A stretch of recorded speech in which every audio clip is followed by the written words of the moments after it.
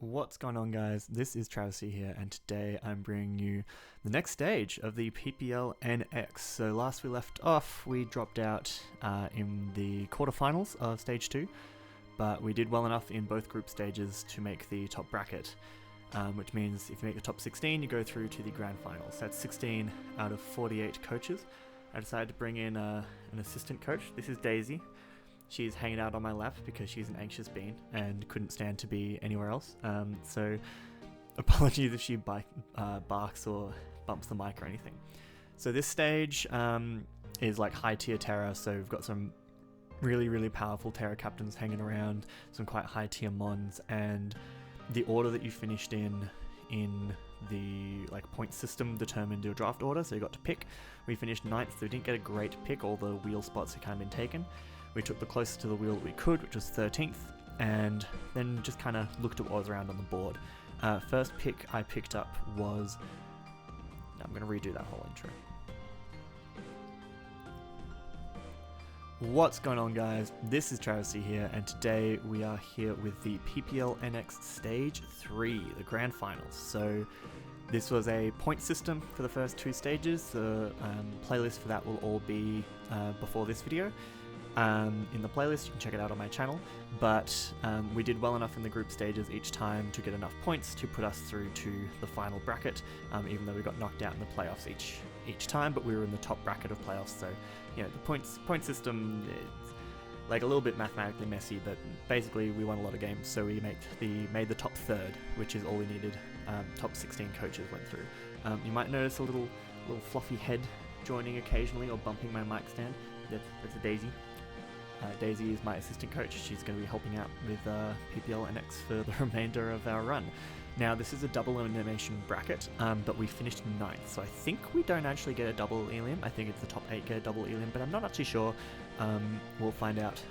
Well, I'm just taking it one game at a time, you know, very professional athlete. So this video will be the draft analysis, team builder, and game for the first game, and then we'll find out if you have a second one after that.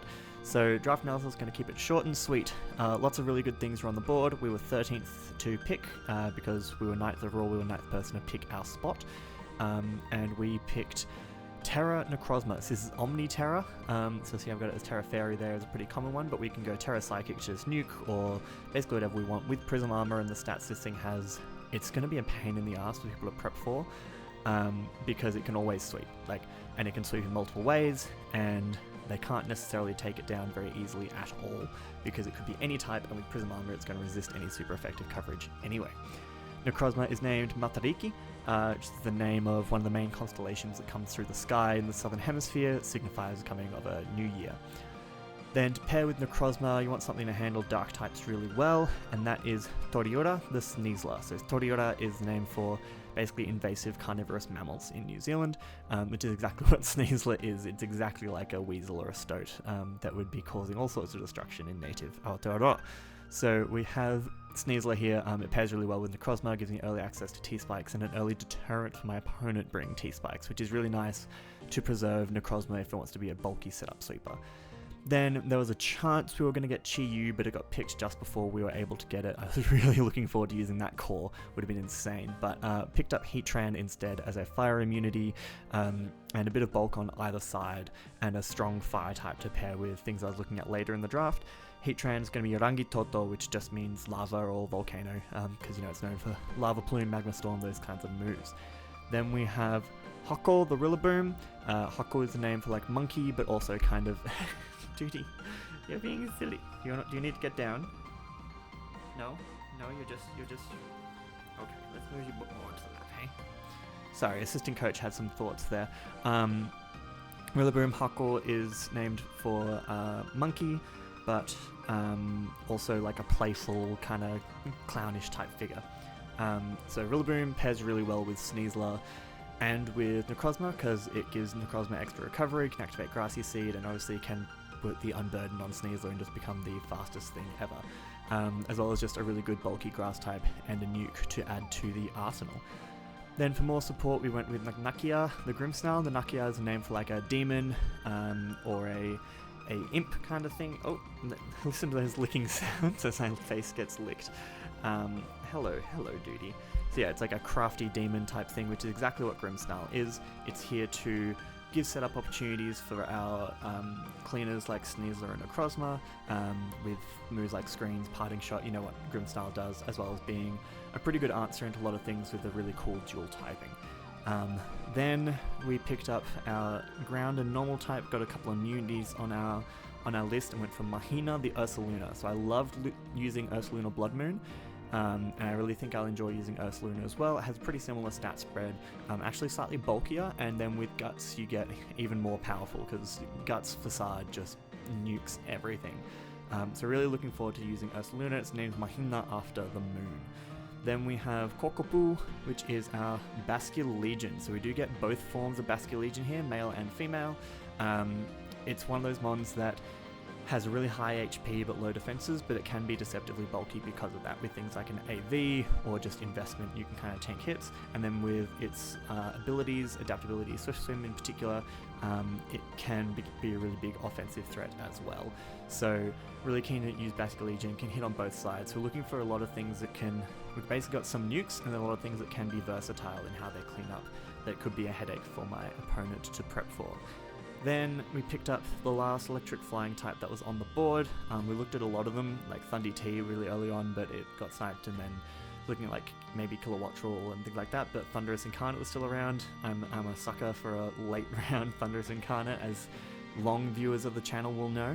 It gives us a second Prankstamon that threatens Prankster T-Wave, so my opponents are definitely going to have to prep for that. But it also gives us like Prankster Rain Dance, which can be really handy to pair with Bascule Legion, and a slightly different version of Prankster to what Grimstyle offers. Grimstyle is generally full support, whereas Thunderous is kind of this offensive mon that tacks on a support move here and there. And we can always run Defiant if I'm trying to deter a defog to get rid of my screens, for example. We could get into Defiant Thunderous and go from there. Then we didn't have a lot of points left. I was really looking at TERA-fying, but that actually got sniped right before me as well. Yeah, you can see Daisy's really upset about that snipe. She's expressing her opinions straight into my chin. So instead we picked up, oh, I haven't gone through the nicknames. Kokopu is general name for a giant fish, but it has evolved to kind of mean a specific species called the Galaxids, genus called the Galaxids. There's quite a few of them around, but one of them is the giant Kokopu, which kind of looks like Bascule Legion, but it's just a really big fish. So that was what we went for, Bascule Legion. And then Waitiri, pretty simple, just means thunder. So that's the name for Thunderous for pretty obvious reasons, I would hope. Next up we went Inanga, specifically this white shiny version, because Inanga is the traditional name for things known kind of as whitebait in New Zealand. It's a bit of a delicacy if you've ever been there, and they're small white silvery fish, exactly like this form, Tatsugiri. So this is our replacement for missing out on TERA-fying. Obviously we're not going to be running Commander, but it gets Storm Drain, which gives us a nice immunity, and it can Terra as well. It gives us a Spinner, which helps, even though our team's not super concerned about hazards, it's just nice to have as an option. It gives us some good typings, good speed tier, and with Terra it can be a bit of a problem for particular mons. So really looking forward to using that.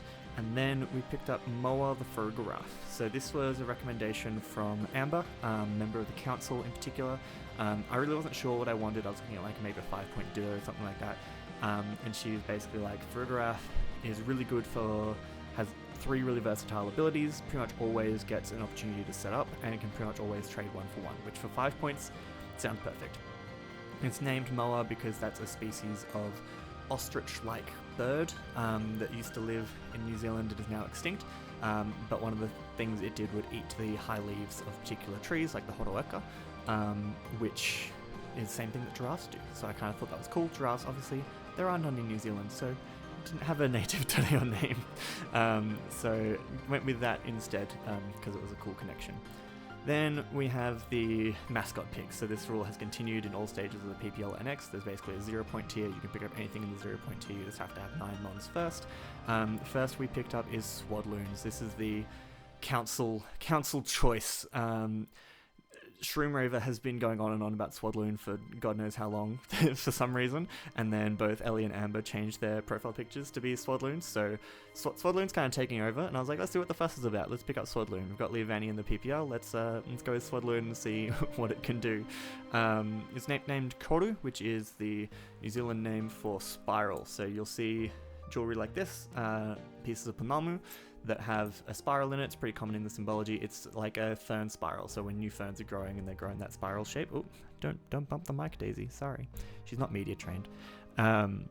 So it's a symbol for like growth, the new beginnings, things like that, and it's also a plant. So I figured Swadloon was a solid, yet to evolve, still also growing to do, but it's also a plant. So yeah, it works. Just trust me on that one. Then we have Matang. So this one we didn't actually pick. I'm pretty sure I had gone to bed or something, and I was like, yeah, I'm finished my draft. I only need one mascot pick. I'm gonna be honest, I haven't really brought my mascots in any game so far. The one I've been most considering is bringing Pineco, but it's not something I take that seriously. It's more just a bit of fun. And Amber was like, you can have a Matang. Sure, I'll take a Matang. It's a Pokemon, it's got a Steel Psychic type, it's got one of the really cool shinies, one of the first shinies I got when I bought the pre-release Auras. So we'll see if Matang has a place to do some things here. It's named Natu Atamai, which is kind of the name for someone who's like quick-witted and intelligent, because it's got 2 brains. If you didn't know that from Pokedex, 2 Beldum forged together and their brains merge, and so Metagross has 4 brains. It's really smart. So Matang is pretty smart, and that's why it's called Natu Atamai. So now we're going to move on to the team builder. So you'll see the matchup pop up on screen and we'll be back with the team. So the way the bracket worked at this point was everyone in the top half, the top 8, got to pick who their matchup was against. We just missed out and ended up 9th. So a couple little things could have gone my way that would have pushed us up way higher. Obviously some of it's my play, but a couple of those unlucky games like the crit on Taunty or missing the Bleak Wind Storm, etc. Could have swung it the other way, but I guess I could say the same for lots of other situations. So we ended up 9th. It probably doesn't change that much in the scheme of things. Our opponent chose us, and we got chosen by Harry and the Sydney Staraptors. So we've got a bit of a interstate derby going on here. So also means we're in the same time zone, which is so nice for people who tend to have to get up at stupid hours of the morning to play a lot of the time. So you can see his team below me on screen. The biggest threat are probably that Terra Annihilate. Super hard to figure out how to deal with it. If it goes Terra Poison, you can't Toxic it. If it goes like offensive Choice Scarf, TERA-fying, it causes a lot of problems. So it's just a bit of a difficult mon to deal with because you don't want to hit it repeatedly, and it's bulky enough that you have to hit it repeatedly. So a complicated mon to work around, and then some other really powerful bulky threats like King Gambit, Ursaluna Blood Moon, a good wall core with Clodsire, Rotom and Blastoise. This is a pretty well constructed team with some powerful offense and good walls to kind of handle things.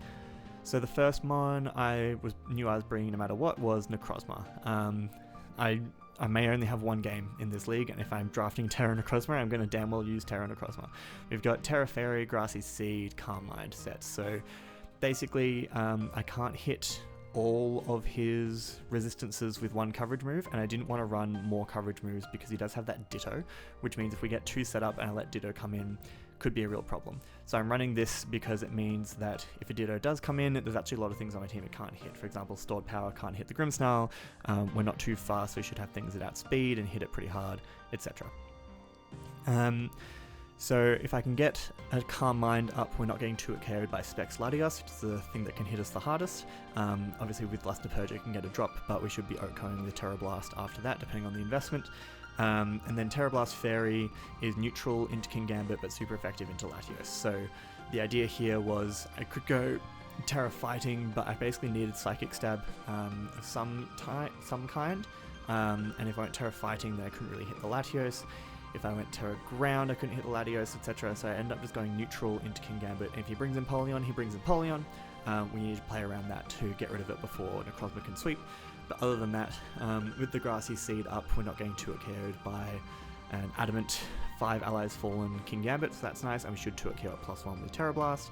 And then pretty much everything else is just take a hit, OHKO, Moonlight up, OHKO, etc. So I shouldn't need too much setup, but 1 or 2 Calm Minds and we start really tearing through their team. Like really tearing through their team. I'm not sure if I'm going to go with Stored Power or Photon Geyser, but at the moment it's Stored Power. I'll have another think about that and I'll update you in the battle if I do change it. Then to support Necrozma, we need to make sure I do the nicknames on these as well. We've got Grimmsnarl. So Dual Screens Grimmsnarl does what it does, especially defensive as an option to switch into Latios and sort of Blood Moon. Not really Blood Moon, but sort of Blood Moon. Running low kick Dual Screen Sucker Punch. So It's hard to run a lot of Prankster moves on this because it's just a free invite for King Gambit to come in, and also I can't really run Prankster Parting Shot because he has 2 Defiant Mons and a competitive Mon, so I don't want to be lowering and then giving them attack boosts, because it lowers both stats, it gives it double, so you gain things like +3 immediately. Running the low kick because that should do a lot to King Gambit. In fact, a low kick, even if it has Chocolate Berry, 2 low kicks will kill it. 1 will almost kill it, even if it doesn't have a Chocolate Berry, unless it's running a lot of bulk investment. So low kick because I feel like King Gambit is the main switch into this. Dual screens are dual screens with Prankster, that's just handy, and then Sucker Punch, a little bit of priority, could help us clean up a Latios late game, or something that is chipped really low, like a Sash, Shell Smash, Blastos, might be able to revenge it with a Sucker Punch or something like that. Then we have Guts, Ursaluna, Facade, Swords Dance, Headlong Rush, Trailblaze. The speed tiers of this game are really strange, so because I have Thunderous and then all the way down to Rillaboom, I'm expecting him to not creep a lot of my... Like, he doesn't have to creep higher than Rillaboom, means he can run quite a lot of bulk investments on things like the Latios and the Pawmot. But then underneath that, I can run a lot of bulk because he's got a lot of fat Slowmon. So his speed tier, because of the weirdness of my speed tiers, basically, there's this weird gap where I don't think he's going to be running like max speed Annihilate, for example, or definitely not max speed Latios. That means that at +1, Ursaluna can actually outspeed anything that is speed creeping Rillaboom. So with our investment there, we will get to, I think it's like 298, and that will outspeed anything that's trying to outspeed Rillaboom by 2 points. So that means that after a Trailblaze, unless he brought a Scarfer, which he may well bring, like Scarf Annihilate or Scarf Latios or Scarf Rotom, but if he doesn't bring a Scarfer, then after a Trailblaze we should actually be outspeeding pretty much everything except maybe the Rabombi, and then Facade, Headlong Rush, it's an Ursaluna that just destroys everything. Even if like Annihilate or Clodsire Terra, they just get destroyed by neutral Facades. So yeah, that's pretty handy. And then obviously Ditto is a problem, but it's a problem that we'll deal with when we get there, you know. We'll just figure it out if Ditto shows up. Try not to lose too hard. But the main thing we have to deal with Ditto is actually the next one, which is Sneasler. We are running Unburden with Close Combat, Diaclaw, Sword Dance, Acrobatics. So Acrobatics is primarily for if Ditto does come in on this and copies us, we can Acrobatics it, but also the Annihilate if it doesn't Terra, good neutral coverage into things as well. I am running Diaclaw, not Gunk Shot. Apologies, council members. Because I don't like missing, and Gunk Shot, I just know that if I ran Gunk Shot, I get to a point where I sweep, but then I'll miss a Gunk Shot and then I'll lose and I'll be sad. So instead of running Diaclaw, because if you're avoiding getting hacks yourself, you might as well hack your opponent to death. If I need to, and I put 6 of their Pokemon to sleep, it is what it is, my dude. This is how we're gonna go. Running the Grassy Seed Unburden, pretty standard Sneasel set. We need basically no speed. At this speed investment with the Unburden proc, we outspeed a +1 Rabombi. So we're going with that, and we should just be able to nuke pretty much everything. Then we have an AV female Basket Legion, running Hydro Pump, Shadow Ball, Surf, and Flip Turn with special defense investment, because with the AV and the high HP it already has, that makes it pretty tanky on the special side. It can take, I think, like, it takes about half from a Soldew Modest Draco from a Latios, which is pretty darn good. Means this thing is an okay switch in into Ursaluna, also means it's an okay switch in into Latios, into Rotom, etc., into Empoleon. And then just dual stabs with adaptability gets off pretty solid damage onto everything. It's not like OHKOing things, but it's doing over half to pretty much everything except like Water Absorb Clodsire, which I think he brings Unaware. I'm expecting like Unaware Terra Dark to try and deal with the Necrozma, which is also why Fairy Terra Blast is handy. So yeah, this thing is just a bit of a switch in. It's got enough speed for a max speed Ursaluna, just in case he brings Speedy Bear to try and outspeed my Speedy Bear, and then we can just annihilate that thing with a Surf. Then we have the last Mon. You know, I've got 2 Mons with Grassy Seed, of course, we're bringing Rillaboom. Pretty standard, Choice Banded Rillaboom. Banded Woodhammer, 2 it carries everything. Just everything, except I think King Gambit and Rotom. Even like a bulky Latios does not take a Banded Woodhammer, and it definitely doesn't appreciate a U-turn. We then have Brick Break, just in case he decides to bring like Screens Rotom or Screens Latios. we can brick break those to avoid setup opportunities, also just annihilates King Gambit on switch in if we need to. Grassy Glide priority, U-turn for U-turning around, potentially catching the Latios, things like that. But I'm probably just going to be clicking Woodhammer most times, just because if that Annihilate does switch in and I U-turn, give it a free Rage Fist boost, and I'd rather just Woodhammer that thing and send it to its second afterlife. So that's the team we're going to be bringing. Battle is in about an hour, so yeah, I'll see you guys then. Okay, we are back here with the battle on our lovely, lovely Switch 2. Look at that, that video quality. So our plan is always to lead with Assault Vest Basket Legion. I did end up going with Stored Power on the Necrozma. It is Terra Ghost Annihilate and Terra Dark Clodsire. I honestly, so we delayed a few days and I can't actually remember what his options are on his draft, so I can't remember what he hasn't brought, but I feel like there's something in the top tier that he hasn't brought.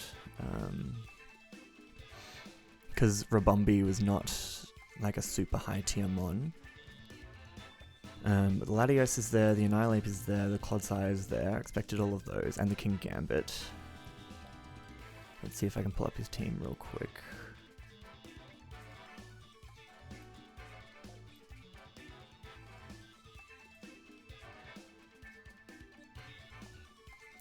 Struggling to load. There we go. So no Blastoise, no Blood Moon. Okay. That's kind of good. I didn't realize switch into Blood Moon. That was the high tier thing. And no Empoleon, so that's good as well. So we could see webs here. Yeah. Thought that might happen. That's fine. Why are you not showing my imported Basculegion? Thank you. Thank you. Alright. Against Rabumbi. I fully expect webs here. Hydro would just kill, but obviously we don't need to click it. I could flip turn and start setting up, but honestly this doesn't do a lot to me. I think I just... Middle ground is to surf here. Yeah, there's the webs. That's kind of fine. Most of my things are slower anyway. So that brings him down to Sash, so he's just like full. Yeah, he's just fully offensive. So do I want to flip turn or do I want to stay in with this? What does he bring in? Probably King Gambit. I'm just going to surf again so we don't reveal anything.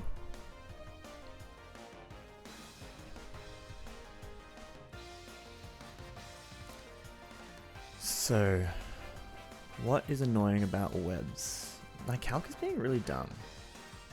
It keeps not showing the imported sets. Okay, there we go. I've got it sorted. So what's super worried about webs on my team? Sneasler, I guess. But we would get the Unburden up.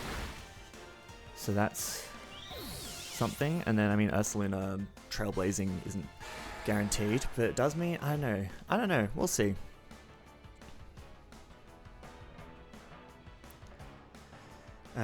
So Rabumbi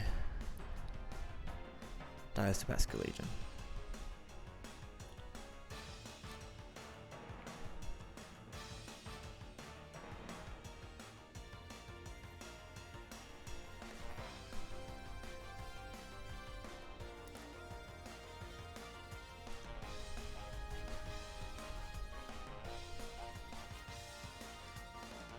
Taking his time to think about this.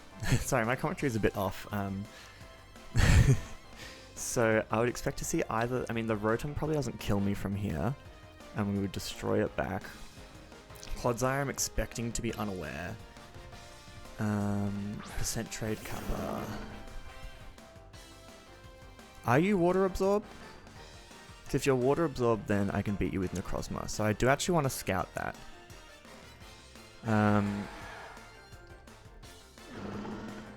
Is it worth taking damage on a Basculegion to scout that? I mean, it won't take a ton of damage. If he Terras, we're not doing a lot. I think I'm going to flip turn here. He does Terra. To be expected. So Clod is now a dark type, so that's good for Sneasler. Great for Sneasler. Yeah, and he's unaware.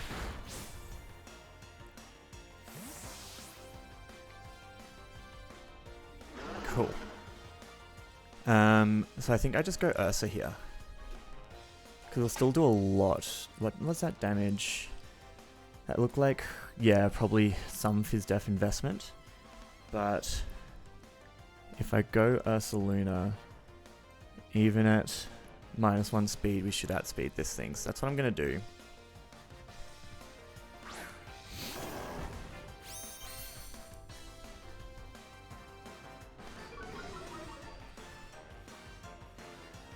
Just gets up rocks.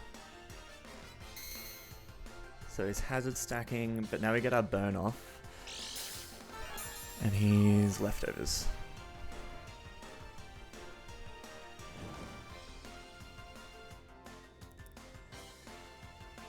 So now we're in a little bit of a 50-50.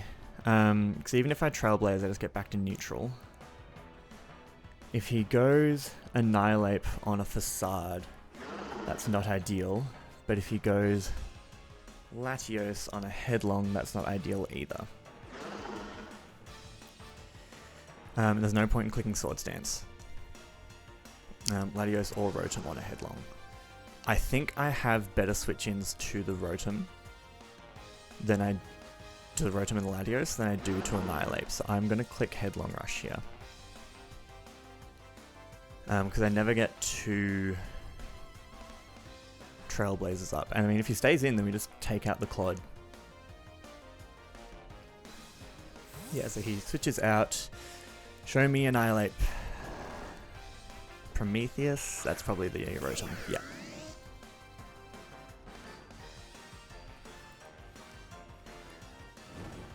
So... I'm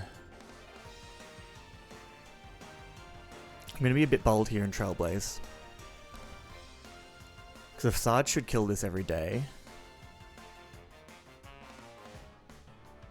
It does go for Overheat. We should take one. Yep. We take that relatively well. And now he's at -2. We should take another one.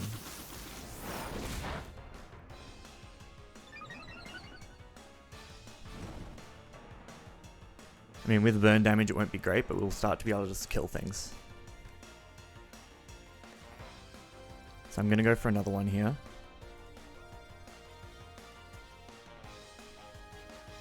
If I Trailblaze on the switch, that was probably my play. Goes for Overheat again.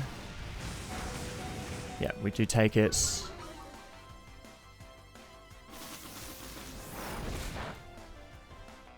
Doesn't look like he's Scarf because he's not invested. So now we're at +1. We should outspeed this thing. So now we click Facade.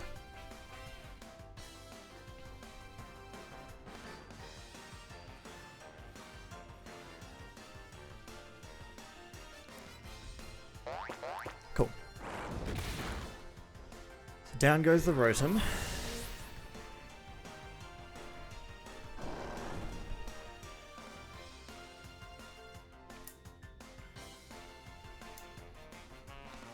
Can just bring in King Gambit here, but we force the Sucker Punch.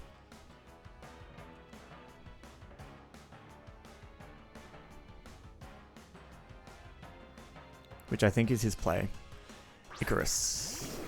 Or this thing if he's got more speed investment than I was expecting. I mean, we click Facade and hope. If he's speedy, he's speedy. Yeah, it goes to flip turn. Cool. That's fine. There's no point trying to preserve that.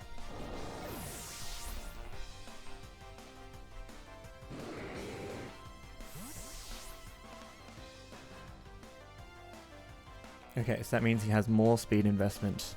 We can't scout anything from that damage. Flip turn killed even if he's like modest, so.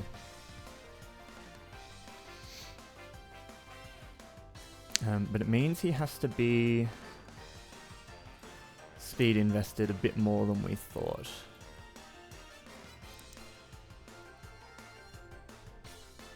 which is interesting because I was speed creeping Rillaboom. I was speed creeping Rillaboom with the +1 Ursaluna.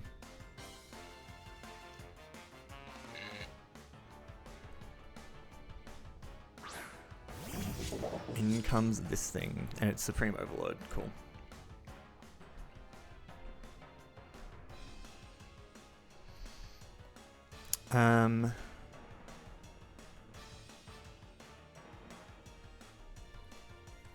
I could be a little bit risky and go Grimmsnarl, but a low kick won't actually kill. If he's like, not even if it's not Choppleberry. Whereas Sneasler, if he is Chopple, still do a lot with CC. He's got 2 allies fainted. We would be sacking Sneasler, and that's not ideal. So I think my play here, I'm actually going to go into the Rillaboom.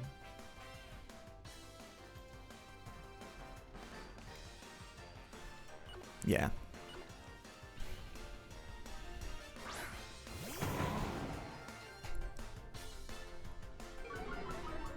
Then this way I scout for the Chopple.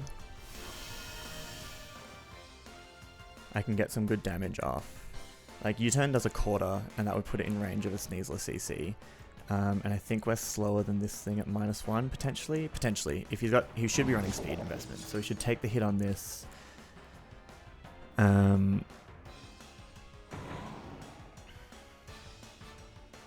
Yeah. So I think I U-turn here. Because then even if you're Chopple, Sneasler would kill.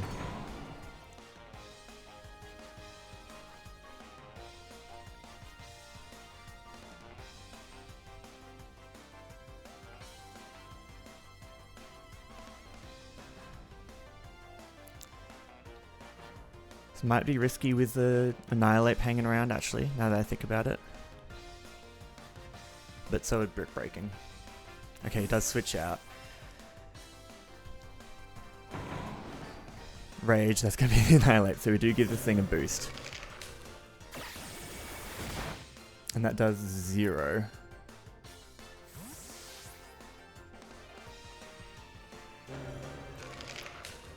So that looks pretty bulky. Rage Fist is at 100 base power.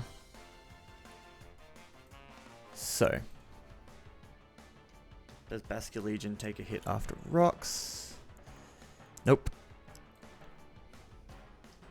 Do I go Grimmsnarl and just get up screen?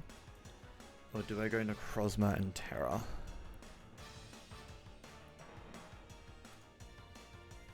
I think I go Necrozma here. He could be Taunt, but Terra Blast would still do a lot.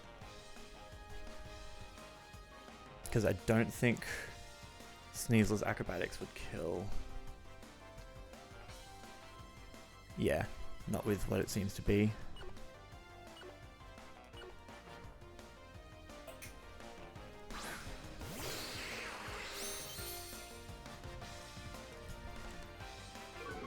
Caught in a web, that's fine.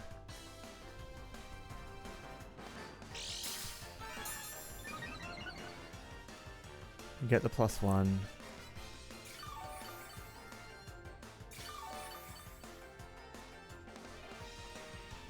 He's almost back at full, so that looks like max HP. Rage Fist is not doing a lot, even if it's like max HP, max attack. Like Adamant, it's not doing a lot. But he can taunt. I'll try for Calm Mind. He switches out. It's going to be the Clodsire for sure.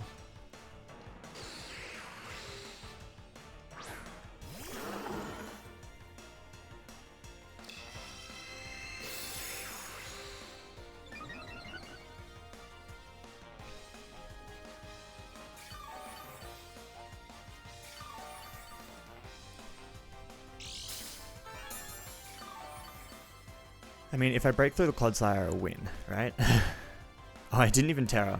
That was bold. I mean, there's no point terroring now. Oh, there is to get the Terra Blast, actually. Because it does nothing if I don't.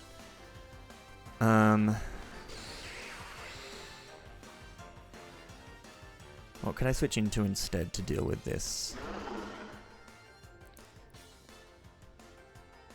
Like, I could just go hard Sneasler, but we want a little bit of chip. We just need a little bit of chip on Ape. And then probably we want Basculege around to deal with the Lati.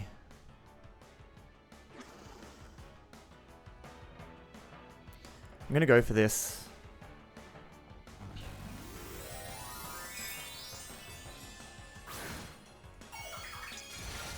I might have pulled the trigger a little bit too early now that I'm looking at it.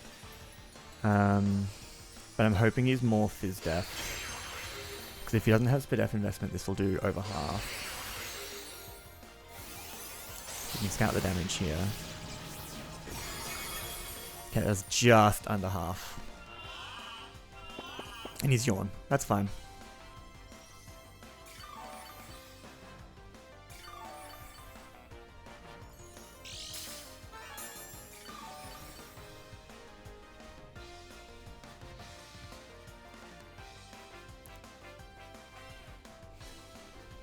So the question is, do you recover or do you EQ? So he's got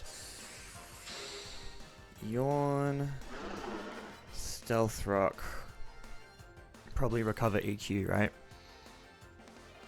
I think my middle ground play... I mean, it could just be poison coverage instead. In EQ, or high horsepower, I should say. So if I go U, I think I can just SD in its face, because close combat will do a lot, because it looks like mixed defensive.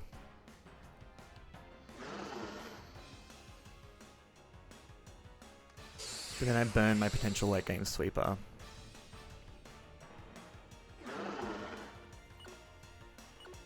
Okay, what's Grimmsnarl doing for me here? Gonna go Rilla. What is Grimmsnarl doing for me here? It handles the Laddie.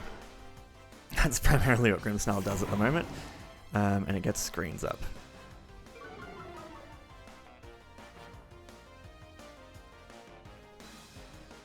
He switches out. Okay. This could be fine. We see the Latios. So the question is, so that went down. We do not live a Specs Draco. There's no grassy terrain up. So do I just go Basculegion again? I think I do. And Luster Purge will two-shot at this point. Actually, I just said that Grimmsnarl was here for this thing. Oh, there is grassy terrain up still.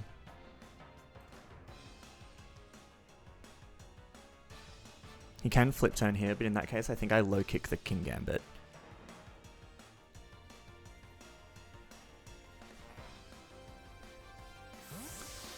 I still want Rillaboom around for that terrain later.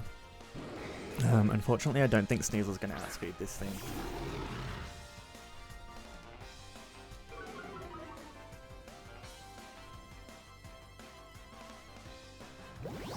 He does just flip turn. I did a lot.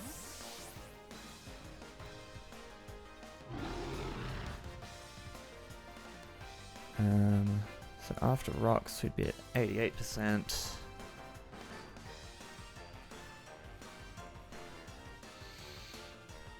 So when we can see our HP again, I should be able to know. He goes into this thing. So we're at 287.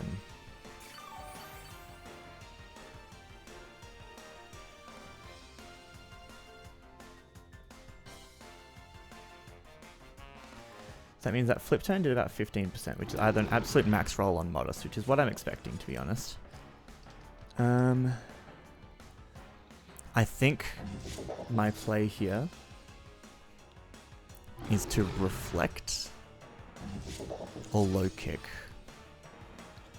Because it will outspeed us, this thing will. And he's got 2 allies fainted. So Ironhead kills. almost no matter what, even with a reflector. And I kind of just need my chip though. Do I have a good switch into this? Not really, because he'll outspeed the Bask as well. Man, webs are causing me issues. Gonna go for low kick, hope he gets greedy, and he does not. Damn, okay. I was kind of hoping he would Swords Dance.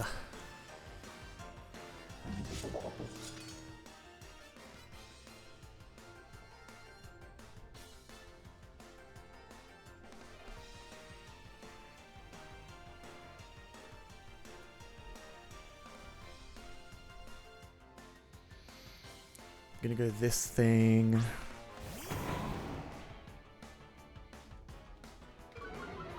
Get my terrain up. I mean, Sucker Punch isn't doing a lot. I mean, it's doing half, but it's not gonna kill. And I think I would hammer here. Just go for damage on Annihilate if he switches that in.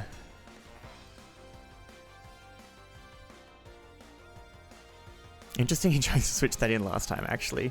Now I'm looking at it, if I just clicked Woodhammer there, it was good as dead. But I guess he thought I wasn't going to click that on the King Gambit, but now I just need chip on this thing just in case it is Choppel. Goes for Iron Head. We live. That does about half, so yeah, he's max HP. Do we take ourselves out to recall? That'd be ideal. Not quite. That's fine. You just go for it again. Let him take us out.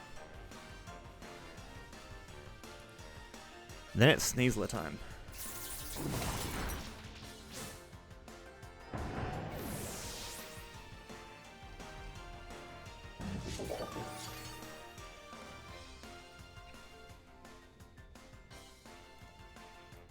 We've got 2 allies fainted, so Ironhead. So Unburden is procced, but we're at -1. So we'll have to see what the speed investment is on various things.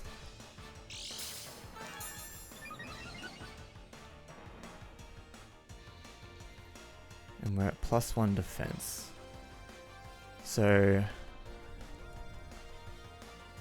I'm actually going to SD here, because if he's bulky ape, we don't care with acrobatics. We would kill Claude, we would kill this, and then it just comes down to if Latios is scarfed or not, which it might be, but if we SD, then Diaclaw should kill Latios. Scarf Latios with webs would be the only way around an Unburdened Sneasler, which would be valid. But at +1 defense with the recovery, we should actually be able to take a Iron Head into a Sucker Punch here.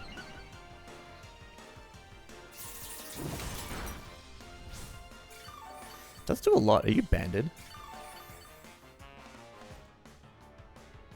Yeah, with 2 allies fainted, that's actually banded damage. Okay, good to know. Well, it is close combat time. No, he's Choppel. He's just... That's just how strong King Gambit is. I thought I had 2 allies fainted. Is it 3 fainted? No, it's definitely 2. Wow. King Gambit. Strong mon.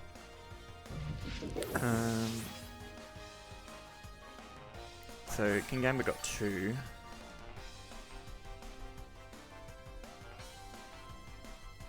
I never switch out here. I just attack what's in front of me every time. If Latios is scarfed, then it beats us, but then it can't 2-shot Basculegion. And Basculegion then becomes super important.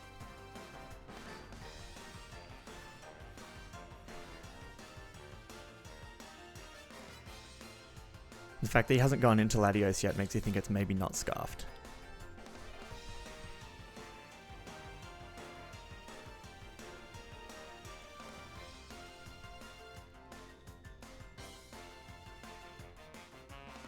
Because we would...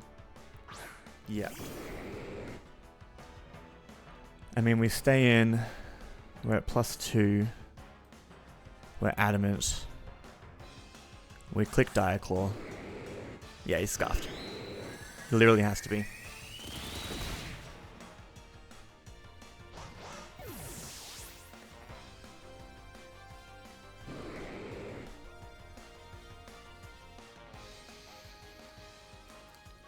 So we go Basque.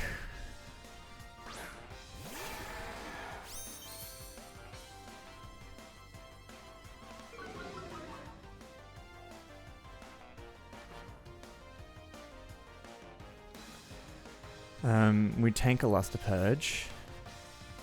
How much are we doing to Clodsire? If it's Terra Dark. We might 2-it KO with Hydro Pump. Does he preserve this? Probably not. So I'm actually going to click Shadow Ball, because I think you stay in and get your damage here. Because you should know that everything, like Clodsire should beat the... I don't know, there's a bit of 50-50. Yeah, he does stay in. That's what I thought. Gets a Spadef drop, but that won't matter. Shadow Ball.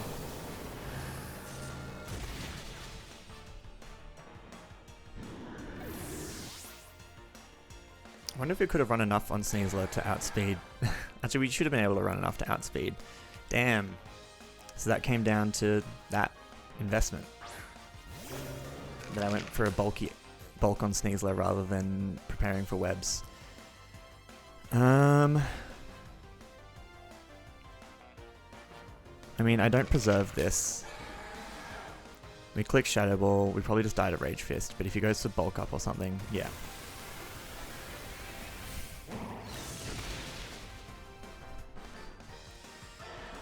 Hit KOs Necrozma.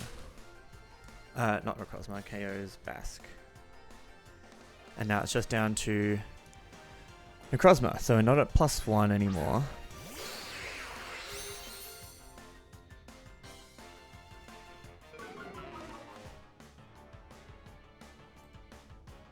But Terra Blast will 2-shot this.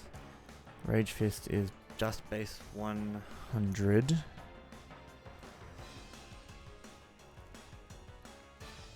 I think my play is always a Terra Blast because the boosts don't matter against... but then we want to be able to 2-shot this thing is the thing. We'll give it another... I shouldn't have clicked that so quickly. Yeah, because we'll give it another Rage Fist boost.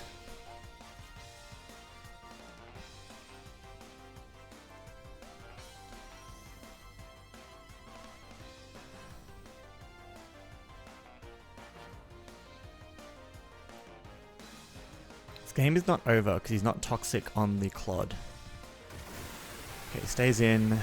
What's your investment, EU? Okay, that's pretty weak.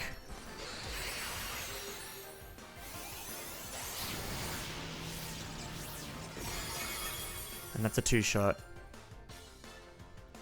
So we go for it again, and then we recover up on the Clod. And we play an extremely stally endgame. But he might have this.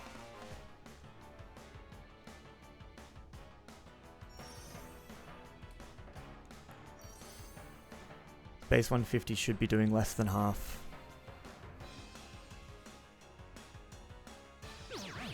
He's rest. Ah, resto chesto. GG. GG. GG. Should have calm-minded. GG. Silly me.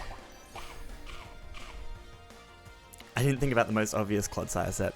That's on me. If I'd calm-minded twice there, I think I won that endgame with Clod, potentially. I mean... So it's base 200 Rage Fist now. That's still a roll if he's not attack invested. So I'm gonna go for it.